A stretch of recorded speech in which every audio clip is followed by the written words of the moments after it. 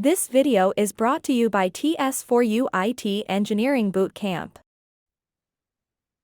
But my next question is, we are actually using the, I don't know, of course we use in the backend, we use many things.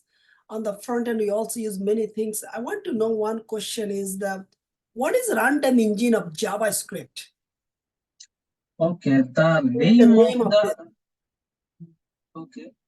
the name of the runtime engine for JavaScript is Node.js.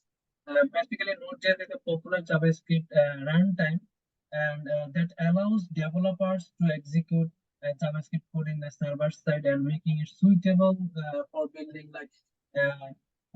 large application and efficient web application. And it also creates APIs and other server side based software. And we don't have to pick another language basically for backend.